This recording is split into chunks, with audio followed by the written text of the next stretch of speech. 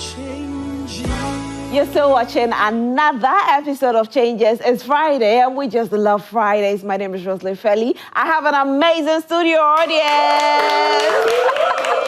And we come your way always excited, and we bring you very intriguing conversations, right? Now, we are in the era of AI. Do you know a lot about AI? Well, if you don't know, there's this man in Nigeria who is using AI in the positive way. Talking about that, I want you to take a look at his profile. His name is Malik Afegbua.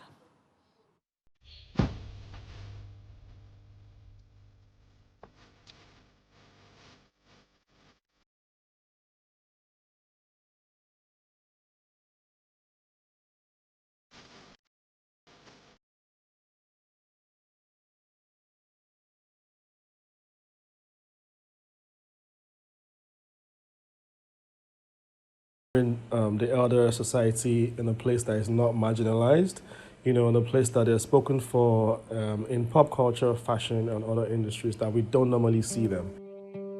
The series is personal for Malik. After his mother was put on life support due to a double stroke, he turned to the arts for stress relief and creative expression. I was very close to my mother. There was a point where I couldn't speak to her anymore.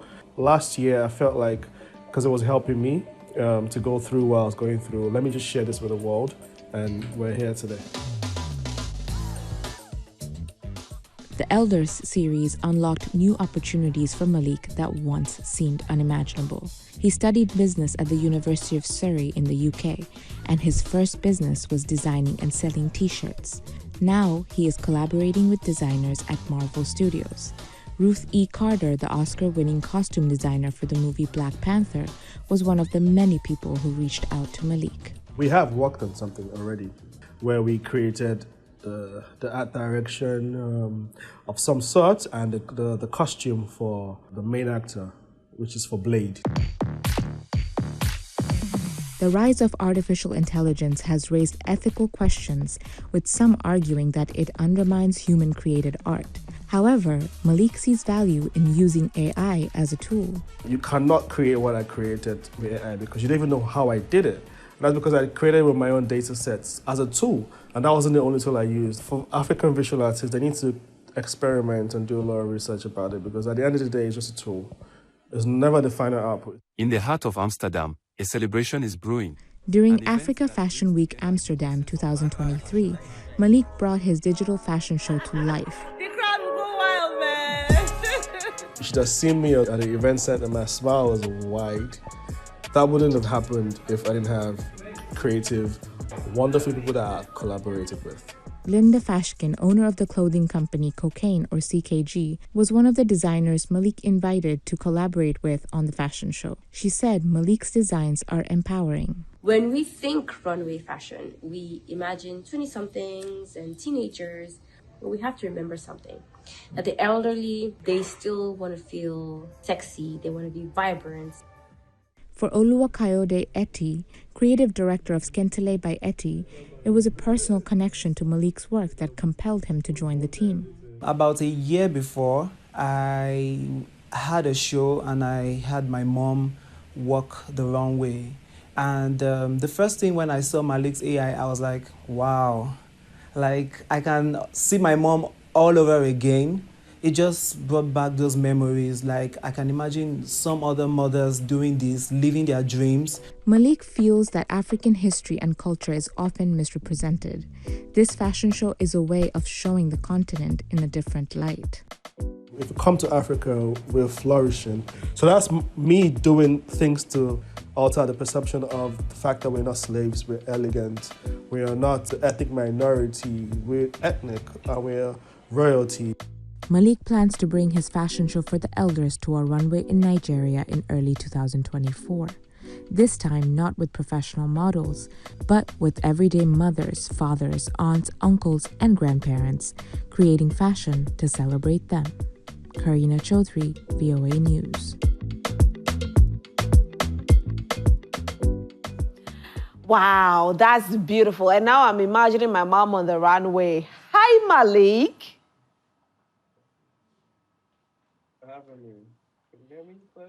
How are you?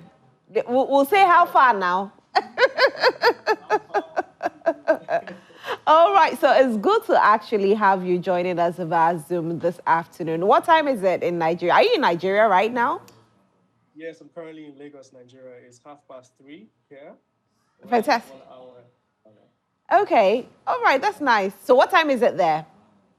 3:30, 3:30. Oh, it's almost the same. Okay, so you are an hour ahead of us. Exactly. Nice, nice. Now, like I said, you are making me want my mom to walk the runway because I'm seeing these amazing pieces. And I know for my mom, she loves fashion so much and she's always online looking for styles. And so thank you for this in particular. I watched an interview of yours where you did mention that when your mom got the multiple stroke, that's when you got, the opportunity to create this. And it's beautiful, very beautiful. But unfortunately, you didn't get your mom to walk down the runway. But you are making others, live with that through AI as well. And also people are creating the same thing on the runway. Now, for you, Malik, did you ever expect it to blow this big? No, that was not the plan. I've always done art. I've always tried to express myself through art, to distress and that. So when I was creating that thing, I knew I was creating something special, but I never thought that would be like a world sensation. I never knew that there was a heavy gap in that industry when I was doing it. But when I started doing it, the Elder series, I then realized like it was crazy, in terms of the misrepresentation, in terms of the marginalization as well. So I said, let me do something about this. So I explored really well. I'm really more into that space, and I've really been doing that since. So unexpected, but it's been great since, yeah. And it's amazing the kind of clothes that you create on them. It suits their body type. Where do you usually draw your inspiration from? So funny thing, what a lot of people don't know about me is my first ever company was a clothing line. Oh, all right. Yeah. So that was my first ever thing. So I've always loved fashion. I understand fashion, but I call myself a storyteller, not a designer, not a director. I'm a storyteller. So that's across different mediums of expression. So it could be fashion, it could be the future, it could be the past, it could be just speaking to a different person. So I wanted to create something, that was not ordinary and not what you normally used to. So I mixed the past and the future together. So that's why it looks slightly futuristic, but also with the traditional values that you saw in it. How do you feel when you see people sharing your works across board? Say that again? How do you feel when you see people sharing your work across board? It's fulfilling because that really shows the power of storytelling and how far storytelling can travel and how it could be inspiring, how it could touch different lives. So I'm always happy that people could resonate with the type of story that I'm telling, especially when we see themselves in it. We are gonna get old one day, but why don't we speak about that demographic with inspiration, aspiration? Let's look forward to it. Let's not run away from it. So I'm always happy. It rubs me up the right way, 100%. I know you're working with some designers who are putting it on the runway in real life, but will you, Malik, also try to put it on the runway in real life one day? Yes, I'm actually collaborating with one of the designers as we currently speak. We're creating something very futuristic, but something also very valuable that has to do with health, that has to do with tech, but with fashion as well. I don't want to talk too much about it because it's a secret and it's something very innovative, but right. Look out for it. So you'll be seeing something there. So should we expect a clothing line name coming up soon by Malik? By Malik and a friend of mine that has a clothing line called Black Adudu. Okay. It's called it's called Choose Life, but in Yoruba, so that's the name of the clothing line. It means choose life in essence. So that means you're wearing an outfit, it's fashionable, but it's also improving the quality of your life and blocking away certain type of things that may cause health problems to you. Without saying too much about it, but yes, you will be seeing that. We see more of your line in a traditional way, not, the kind of, what do you call it? One would say contemporary way. We are seeing more traditional. Why do you do more traditional and not contemporary? Because that gap is not just for our traditional people like the Africans, but it cuts across. Yes, it does, but I like to tell the stories. We have a lot of stories to tell when it comes to fashion, when it comes to art, when it comes to our roots, where we're from. Every piece of clothing has a history, has a story that it tells. They are showcase, they are dire, they are Ankara, everything has a story. So I like to put that on the forefront for the world to understand, for the world to see, because most of the time, when our stories are being told, they're told by different lenses, by people that don't really understand our culture or understand where we come from and what it means to us. So yes, it's for everything, contemporary, every other type of fashion. But if I have the opportunity to speak about my roots, about the African roots, about that history, I'll definitely do that. So that is why definitely I want to just expand and elevate our story. Are Pretty you not much. getting Yeah. pressure from the outside world trying to let you create something for them? Because you actually schooled in London.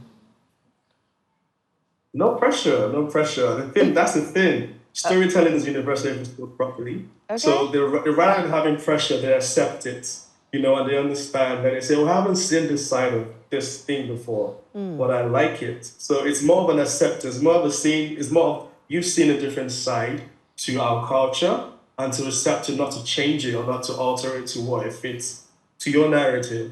So I haven't had that pressure, fortunately, so I'm happy about that. Yeah. Okay. How did AI start for you in the first place? I'm a storyteller. I've been a film director for like this is my 17th year, in the media industry. So I've told stories across different mediums, from film to documentaries to TV shows, to TV commercials. But I'm always looking for something to, enhance the process, to either make it faster, better. So I was researching about what ways, and that was 4 years ago. I came across AI, to work on my storyboarding, just to inspire myself. But back then, it was not what we have today. So that means, but I just knew that it's going to grow because technology always grows. It doesn't go back, it's forward if it's, something that actually does matter. So I've been experimenting for the past 4 years. And when it kept growing, I kept learning, I kept being at the forefront of it. So by the time it became a facade and a buzzword, I was already ready. I Oh, was already right. there. I knew how to prompt. I knew how to navigate the system, to train the system, to alter it to what I really wanted it to be. So it's first of all for me it was an experiment, but today it's part of my workflow in everything that I do. Really. You are just an amazing person. Can you walk us through the process though? Because, I know most people who are watching are like, okay, how did he create it? How did he, what's the process like? So first of all, we need to understand that in the AI space, Africans are currently biased. There's misrepresentation, there's a heavy bias. The AI system does not understand subcultures. Africa is mostly seen as a country. It's not, we can't really segment different countries or apart from using flags. So I literally had to train a data set with my own data, like tons and tons of data for it to actually understand what we actually look like, what we dress like, our stances, our poses, elegance. And from there, I trained it, made more iterations of those, by feeding the AI, a large language model with all these things and not creating new things from them. Because AI does not replicate, it creates from what it understands from that data set. So by understanding that if it thinks Africa is a certain way, it will create from that image. So I had to alter that image. I had to change that image to say, no, this is not what Africa looks like. The foreign media might say this is it because that is what sells in the news and that. But actually, we have a rich culture. So when you feed the AI software with your rich culture, your rich narrative, you could create things that are entirely new, things that are entirely more inspiring than what you get off just when you put a prompt and get an image or get a video and stuff like that. So the process is mostly people think AI software is when you put in a prompt and get something and you go out there. That works. But if you're trying to be unique about it, if you're trying to be intentional to create intentional stories, you can actually train your data set to make intentional things. So it's a process, it's a learning curve, but it's not as hard as what I had to learn, when I was in the media industry doing film Yeah. and all of that. It's a lot different from here. It's a lot easier, I'd say. I know there are some artists here. They are wondering if you have to draw before you insert it in the system. Does it Yeah, happen like sometimes, that? yes. Yeah, sometimes I do that. If I'm trying to create something exceptionally unique, I could paint on a piece of paper, scribble on a piece of paper, and feed that to the AI software. And the AI software will enhance that for me into something else that I'm trying to create. I could fit in images of my previous work as well, of my previous artworks as well, and use that to enhance new variations of what I'm trying to create. And sometimes I just put in a random prompt and just get a random image, and that could inspire me to create something entirely new. So there are many different ways to approach the technology. The same way if you're trying to draw something and you're looking at images or pictures or reading a book and that inspires you, it's the same way AI system work. It's just having a new pipeline. Really. Yeah. You are a filmmaker. Do you think AI will be taking over the film industry very soon? I don't think it will be taking over the film industry. I think it will be collaborating with the film industry. Because like a 90-minute film, when you have an actor, especially if you have a method actor, they like it's different when they are actually embedding themselves in that role and playing a different persona. You can't replicate that with machines, because now most of the time actors even go off script into emotions and but when it comes to AI, I feel like yes, we could use that to create short films, to create pitches, storyboards, inspirations for bigger films, VFX, set extensions, virtual productions. So that's collaborating with it. But when it comes to replacing it, I don't think that's possible because every filmmaker has their different ways of making films or telling stories, actors, gaffers, lightmen, sound designers, everything. And all of that comes together to create a piece of artwork, a film. But when it comes to AI, it's mostly, navigating with prompts, images, like trying to alter this. And it's relatively very hard to do that. So I don't think so. Yes, collaboration, replacement, no. Okay. All right. Collaboration, yes. Replacement, no. So, I'm taking a look at how your works looks like on the runway. Did you have to create a runway? Did you have to actualize it before, having it look like that in AI? No, at all. So that's the thing. So the very first one that I created, there was no reference, for me to use to create that because there was nothing like that ever done. So I had to use like actual runways without anybody on the runway, Okay, so you used actual runway. Without no one. So like a runway has a specific look and feel. Okay. And you could create that. You could just create a runway with AI without nobody on it. But when you start adding layers to that, you add people on it, you add the clothing, you add the poses. So it was many different layers because there was not one reference that I could use to make a variation of that. So I had to use references of actual runways, that represented nothing, just blank spaces. Then with my training data set, then I had to use that to train the models on it, then create the outfits, mix and match. Yeah, and we had magic.